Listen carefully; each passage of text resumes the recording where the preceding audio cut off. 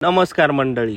तर आपण आपल्या आज एकदम छोट्याशा टॉपिकवर बोलणार आहे. ते म्हणजे की आपला प्रॉफिट आणि लॉस 1 फेब्रुवारी ते 14 फेब्रुवारीपर्यंत किती झालेला आहे, मी ते तुम्हाला शो करणार आहे. फ्युचर आणि ऑप्शनमध्ये गेल्यानंतर HDFCचा 24 फेब्रुवारीचा 925चा पूट होता आपला. 770 रुपये प्रॉफिट होता. पण मी नंतर तो होल्ड केलेला होता. मी नंतर ते माझ्या जॉबमुळे मी तुम्हाला ते दाखवू शकलो नाही. पण आता 770 रुपये तो प्रॉफिट होता. त्यानंतर आपण निफ्टीचा पण तुम्हाला दाखवू शकलो नाही, कारण आपल्या जॉबवर थोडं रेस्ट्रिक्शन आहे मित्रांनो. त्यामुळे मी तुम्हाला जेवढा वेळ भेटेल माझ्याकडून तेवढं मी तुम्हाला देत राहील आणि यूट्यूबला फोकस करेल आणि तुम्हाला नवीन नवीन गोष्टी शिकवणार आहे. निफ्टी 17 फेब्रुवारीचा मी 25,600चा पूट घेतलेला होता. तो 744 रुपयाचा प्रॉफिट होता आणि हे दोघं मिळून आपल्याला 1514 रुपयाचा प्रॉफिट झालेला मित्रांनो. आणि ब्रोकरेज आपलं काहीतरी 100-120 रुपये गेलेलं असेल. तो त्यानंतर मायनस करून आपला 1514 मधून मायनस जे पण 120-130 रुपये असेल तो आपला वरचा प्रॉफिट असेल. आता ग्रो ॲपमध्ये प्रॉफिट आणि लॉस कुठे शो करतात ते पण तुम्हाला शेअर करतो. इथे आपल्या अकाउंटवर क्लिक करायचं. पवन शिवाजी जाधव मित्रांनो, हे माझं अकाउंट आहे. आपण ते ओपन केलेलं होतं ग्रोविंग सिन्स डिसेंबर 2023ला. पण नंतर आपण एवढ्या गोष्टींवर फोकस केला नाही. पण आपण नंतर लॉकडाऊनपासून आपण खूप गोष्टींना मी शिकलो. काही गोष्टी स्वतःला रिअलाईज केला. मी मार्केटमध्ये उतरलो. मला छोट्या कॅपिटलपासून कसं मोठं कॅपिटल ग्रो करता येईल ना, मला हे बघायचं आहे पहिले.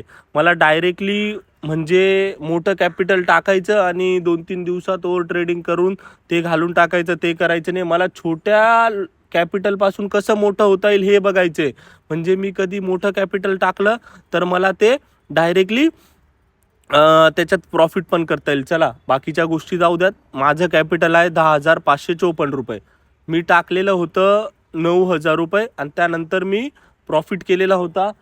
इथे जास्त पैसे दिसले असते पण मी बऱ्यापैकी एक दिवस ओव्हर ट्रेडिंग केली आणि तिथे 3,000 रुपये लॉस झाला. ओके ठीक आहे, तो तर मार्केटचा विषय असतो, प्रॉफिट आणि लॉस. हे बघा मित्रांनो, खाली गेल्यानंतर रिपोर्ट्सवर जायचं.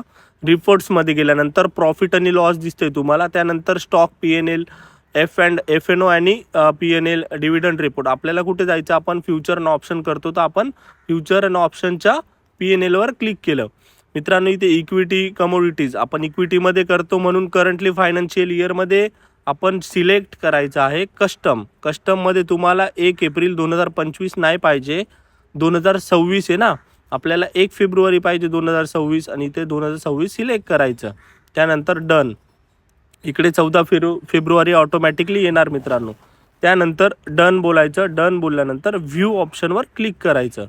आता आपला PNL शो झाला आहे मित्रांनो. वरती डेट बघू शकता, 1 फेब्रुवारी ते 14 फेब्रुवारी 2026.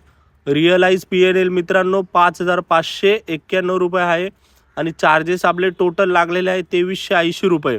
आणि आपला 5,591 मधून 2,380 रुपये मायनस केल्यानंतर आपल्याला प्रॉफिट झाला आहे 3,210 रुपये.